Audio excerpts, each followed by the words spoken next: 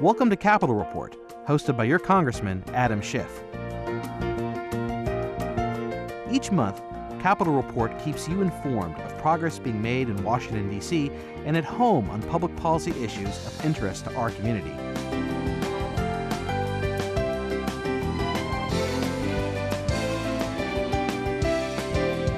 And now, here's the host of the show, your Congressman, Adam Schiff. Hello, I'm Congressman Adam Schiff, and welcome to Capitol Report. I'm so delighted today to have Henry Waxman with me, a veteran of almost 40 years in the Congress, who recently announced his retirement. It's a tremendous loss to the institution.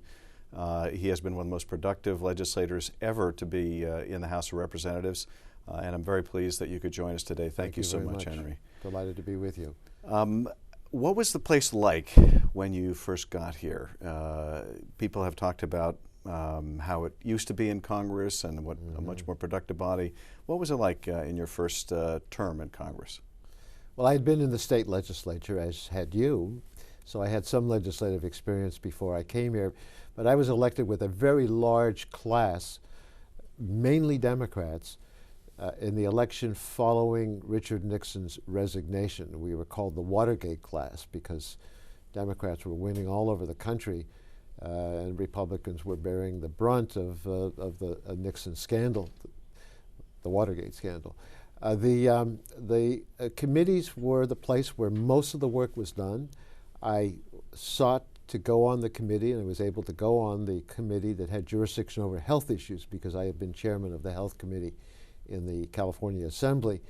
And that is the Energy and Commerce Committee, which had energy jurisdiction, telecommunications, a lot of consumer agencies.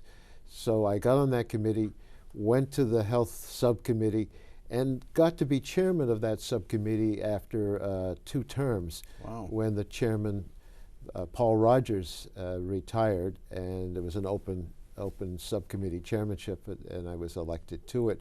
And during those years, I focused primarily on health and environmental issues like the Clean Air Act relating to health. We worked on a more bipartisan basis. There were conservative Democrats and liberal Republicans. Today, we barely see those dying breeds.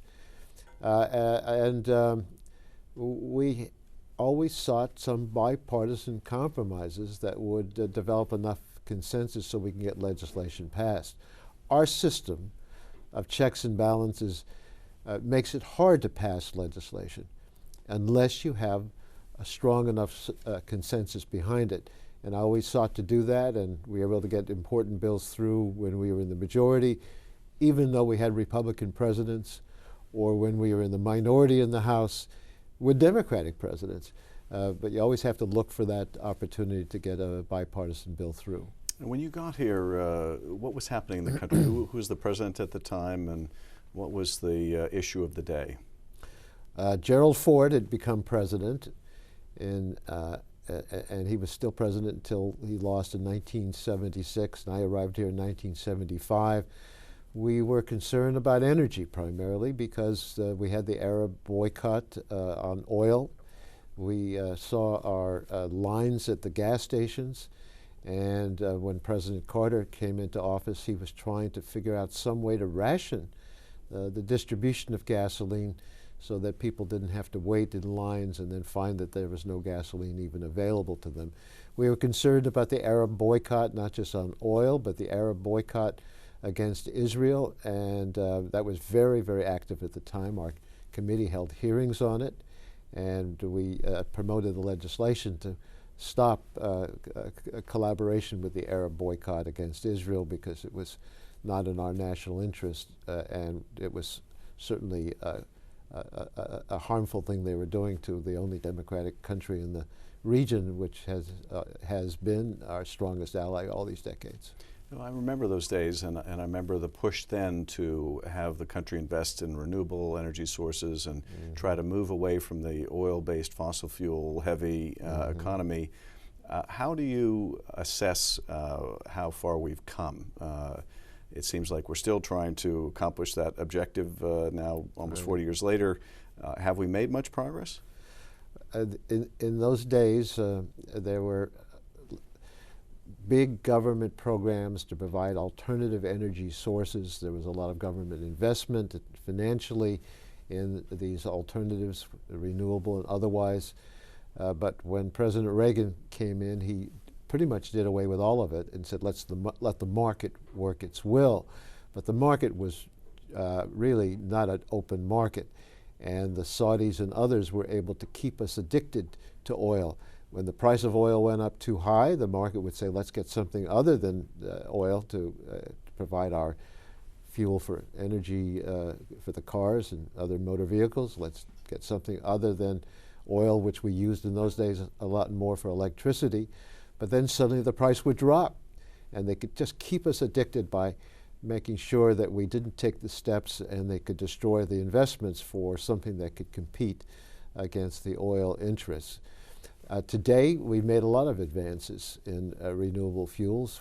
When President Obama came in, we doubled the amount of renewable fuels available in this country. We finally passed legislation to require automobiles to be more fuel efficient, which has made us less dependent on oil. It hasn't always lowered the price of oil because we don't have control over that, but it's hurt us less because we have more vehicles that are hybrids, electric vehicles, and natural gas providing vehicles.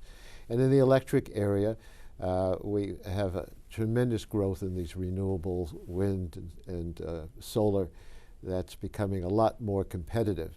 So we've moved away and we've developed new sources of energy in this country, whether it's natural gas or oil, that we produce here, so we're less dependent on the imports from overseas. But what we're facing now that we didn't think about and didn't really particularly know about in 40 years ago is the impact on the climate. And we've got to transition to a low-carbon economy, which should be a win-win for our economy and a win for the environment. But we're not moving as fast as I'd like, but we are making progress. One of the areas, one of so many that you have been, the moving party has been behind improving CAFE standards. Mm-hmm.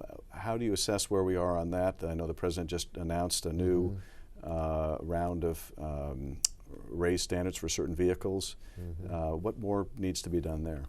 Well, we've tightened the standards for newer vehicles to be more efficient in the use of gasoline. That's encouraged not just more fuel-efficient gasoline cars, but hybrids that are very competitive, more investment in completely gasoline-free cars, electric cars and natural gas-propelled cars.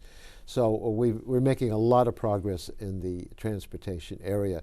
What we need to do in this country is to, in my view, put a price on carbon emissions so that we don't, in effect, say to the coal companies that you can go burn coal in these generators in the electricity sector and allow the pollution to continue without the polluters paying a price for it. Because in effect we subsidize the coal industry. They could get cheap coal, burn it, and then people who suffer the health consequences pay for it, either through the higher health care costs or higher costs for individuals or adverse health that people face. And then with climate change, it's a global phenomenon where the carbon emissions add up, they stay in the atmosphere, and we're looking at a period of time in the next 15 years or so where the accumulation of carbon and other greenhouse gases will be so high, unless we take strict action now to lower the contribution to those emissions, that they'll be so high we could reach a point where there's nothing we can do about the climate change taking off so rapidly. We're seeing the impact of climate change now. Almost every day we hear another story of a weather event, whether it's a hurricane or a drought, as we're now suffering in California, or something else that is quite dramatic. Whether it's hot or cold, it doesn't make any difference. It's climate change from these pollutants in the environment. But we're seeing the rise of the sea levels and some new consequences from that in terms of impact on life on our planet. And it's a threat. and we've got to take it seriously. We're going to have to try to pay for the cost of that threat, and we've done that in helping the victims of hurricanes and floods and drought. But we've got to try to prevent the amount of carbon in the atmosphere, both here in the United States and worldwide, to avert the terrible consequences that overwhelming scientific consensus say will happen to us if we don't take action. In the area of healthcare, ever since you got on that subcommittee 40 years ago, there's probably been no one who's had a bigger impact on any number of changes, from generic medication to the fight against the ill health effects of tobacco smoking, to the fight against HIV/AIDS, and now the healthcare reform, and many, many others. What are you most proud of? What will you look back on in your time in Congress and say, you know, that's something that, among all of my achievements, makes me proud? I think I start off with a philosophy that I think you share, is that government can do important things that make a huge difference in people's lives. And I chose to specialize in health policy when I was in the California legislature, the first time I was ever in public office, because there's just no question in the healthcare area that what we do in government, state and particularly federal, can impact people.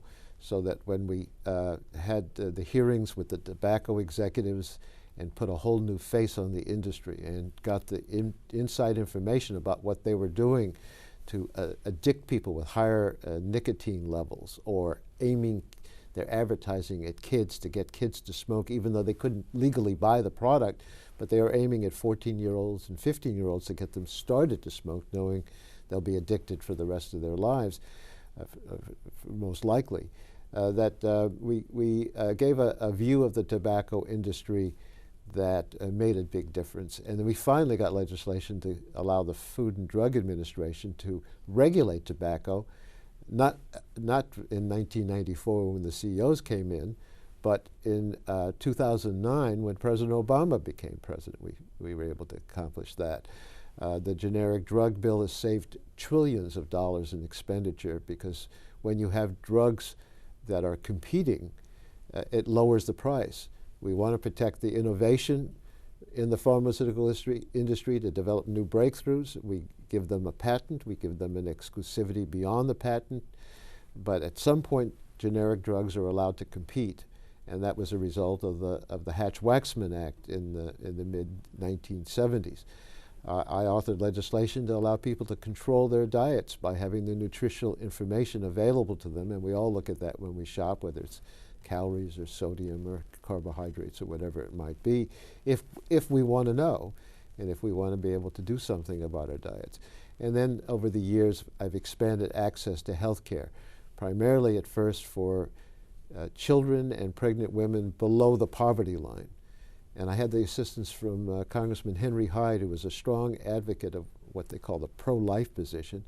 And I argued to him, how can we have pro-life without giving a child the opportunity to be born healthy by having prenatal care for the mother, or giving the children at least some care when they're below the poverty line. So we've added more and more people to access to health care, and then resulting in the last couple of years, the Affordable Care Act, allowing every American citizen the ability to buy health insurance without being discriminated against because of pre-existing medical condition, or because it's a woman, which was one of the ways we had people discriminated against, or because they couldn't afford it. So we provided a system for tax subsidies for people to buy insurance.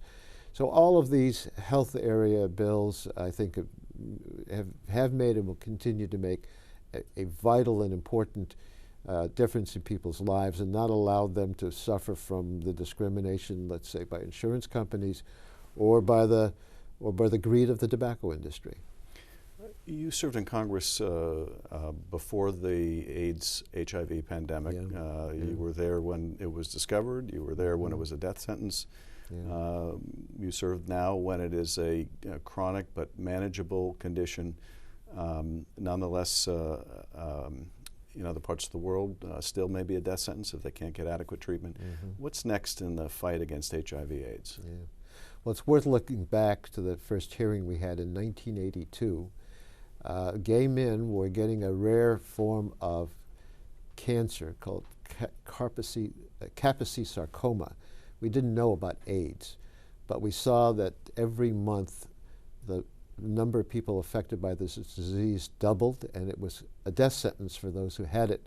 Over the years, we've been able to put more money into research and adopt the Ryan White AIDS Care Act, which has led us to the point where HIV, which we know about now, can be stopped from developing into full-blown AIDS. People through medications can live with this disease, where in the past they couldn't. And in the beginning of the epidemic, people, primarily gay men and IV drug users, were finding that their privacy was not protected, and they were discriminated against for everything if the information got out that they had the disease. We now have confidentiality protections and privacy protections, and with the Affordable Care Act, prohibition against discrimination and getting insurance. But the Ryan White Act is still there and still needs to be there, because some of the things that are needed for people in this country with HIV won't be part of what's provided by insurance, but will be supplemented by the Ryan White Act. Internationally, I must say it was President George W. Bush who was the strong leader in the efforts of the United States in dealing with the global epidemic. What President Obama has promised is that we've got to do more to make sure that this is the last generation of this disease. We've got to develop a vaccine to prevent it. We've got to assure people the pharmaceuticals they need to control it. And that has led us in our trade negotiations, I'm happy to say, to insist that we not take the position of the pharmaceutical companies to keep the price so high that people can't afford the drugs, but to allow generic versions of the HIV medications so that people can buy them in other countries, and we help them buy it through the global AIDS legislation. How close do you think we are to a vaccine? How close are we to realizing the vision of HIV being a thing of the past? I am hopeful that we'll get there. I can't give a timeline for it. If we're able to stop the spread of this disease by people taking the medication that stops HIV from becoming full-blown AIDS, it also has been able to stop the transmission of the disease from a woman to child, and that seems to be a way to stop the disease from being spread. But it would be far better if we had a preventative, like a vaccine. Vaccines, of course, have been so fantastic as a public health method of stopping epidemics. And research is going on not only on how to prevent the disease by way of a vaccine, but how to perfect the pharmaceuticals that will be available to keep the disease from being transmitted from those who have it to those who might otherwise get it. With the announcement of your retirement, there are a number of candidates running for your seat, and others across the country running for other seats. What advice would you have to a new member of Congress?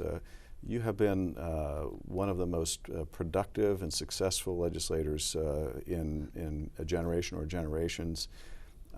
I've always been just phenomenally impressed with the sheer volume of quality work product that comes out of your office. I don't know whether you never sleep. I don't know whether you're a master delegator or how you do it, but you just set the standard. What advice do you have for these the new member that comes in, whoever it may be, from your district, but also to new members from around the country? I think people have to realize that it's not easy. Even common sense laws that people take for granted were the result of efforts to pass those laws that didn't happen overnight. We didn't even get food labeling for nutritional information easily. That required a lot of work until we finally got it, and people take it for granted. We didn't have no smoking in public until quite a long period of time after we knew about the dangers of tobacco smoke, and even after we knew about the dangers to the non-smoker from being offended and put at risk from having to breathe in someone else's smoke. First, we tried to have separate sections to protect the non-smoker and the smoker, but we realized that the smoke didn't follow that regime and didn't respect the separate sections. So we now pretty much everywhere have no smoking in public places. So we've come a long way, but those things that we take for granted were the result of legislative efforts where we had to keep fighting and keep looking for compromises and ways to get things done. The Clean Air Act took 8 years of struggle, even with my own committee chairman who represented the auto industry, who sided with the other big polluters to try to weaken the environmental laws that we had, and finally we were able to get a bill that strengthened the Environmental Clean Air Act. I had a couple of opponents that acted like they could come to Washington. One candidate said, "I'm going to go to Washington, I'm going to stop this partisanship." Well, that's great. I always wanted to work on a bipartisan basis, and eventually we have to. I have another woman that's running for my seat who thinks she could just come here and wave a magic wand and tell people they've got to look at their inner resources and love and change their attitudes. Well, I think that's great, but nobody's going to get anything done without working hard, being persistent, staying with the issues, and fighting for getting something done. I think there are many good candidates running for my seat. I have no doubt that we'll have a good Democrat after the election's over, and we'll be well represented back in Los Angeles. Oh, as someone who represents a portion of your old district, yes, as a result of redistricting, right, I can tell you whoever does win that election, I can tell from my own experience, has huge shoes to fill, because coming after Henry Waxman is an impossible task. Well, you're very kind. Redistricting was handled by a commission, and so we never knew what the lines were going to be.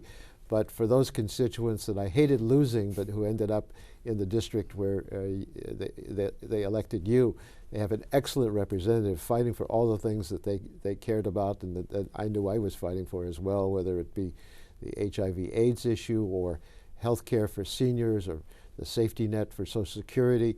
I'm proud of the job you've done, and I know that the people you're representing, who I used to represent, miss me a little bit, but they're really delighted to have you. Well, thank you. You're very kind. What's been the most fun part of the job for you? Knowing that there's a huge difference that's being made in people's lives when we succeed. And that, to me, is why I'm here. I didn't come here for social reasons. I certainly didn't come here for the money, nor did you. To me, I am a career public official. I approach that position with a great deal of pride. I think public service is an important thing to do with our time and our lives, and I'm proud of the accomplishments that I've been able to achieve, and I know that you're proud of the work you've been able to do, because you've done a great deal of work that's important for our country, especially in the intelligence area and so many others. What won't you miss about the job? What are the parts that you just assume leave behind?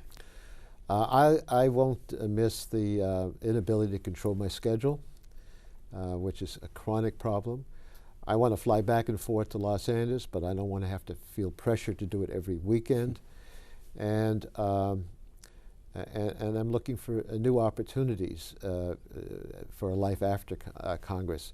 After 40 years, I expected I could have been reelected in the district, and yet it just seemed to me that there's a time when you have to move on, let somebody new come in. New people with fresh ideas is always very important. And if I stayed much longer, rather than leaving at the top of my game, Speaker Tip O'Neill once said, if he didn't leave when he did, at the top of his game, he wouldn't even realize that he had passed it if he had stayed on. So I'm leaving knowing that I've accomplished a lot, and there's still time in my life to do something else. For a generation, the powerful machine in Los Angeles was the Waxman-Berman machine. It began as a political and policy machine and continued that way, and the two of you became the giants in domestic policy and in foreign policy. How hard for you was it personally when Howard left the Congress? Yeah, Howard Berman and I went to college together at UCLA, undergraduate and law school, and we both were involved in the Young Democrats, and each of us took a turn as the president of the California Young Democrats. I got elected to the Assembly first. and Howard had a chance to run, and I walked precincts to help get him elected, and then we supported other candidates that we thought were really good candidates for a political office, and saw a whole generation of terrific people serve in public office. But people called it a machine. It wasn't like the East Coast machines. There was no patronage, there was no money, there was no corruption. It was just people trying to get others elected who shared their point of view and wanted to accomplish the same goals. I think this country had a huge loss when Howard Berman lost. He was an expert on foreign policy and served as the chairman of the International Relations Committee in the House. He was the person that people looked to for leadership in so many of those areas. He was also on the Judiciary Committee and a staunch representative of the entertainment industry, which is so important to the area of California that you and I both represent. So he certainly was one of the best legislators we've had, and a strong leader, and California suffered, and this country suffered when he left. Well, it's going to be an enormous hole not having either one of you next year in the Congress. You've both been just tremendously influential, the go-to people across every issue spectrum. And I can't think of any two members that have had more of an impact. And nicely and coincidentally enough, for those of us in Los Angeles, you both come from our backyard. We've been so fortunate. What's next for Henry Waxman? Well, knowing that you'll be here is important to carry on the things that we cared about, and others that will come in as well with a lot of talent and persistence and dedication. I think we have no shortage of talent in our state and our community to have good representatives here in Washington. What will be next for me is unclear. I'm serving until December, the end of the term, and then I'll look to see what I want to do. I might do some teaching. I might do some advisory work. I will not be a lobbyist.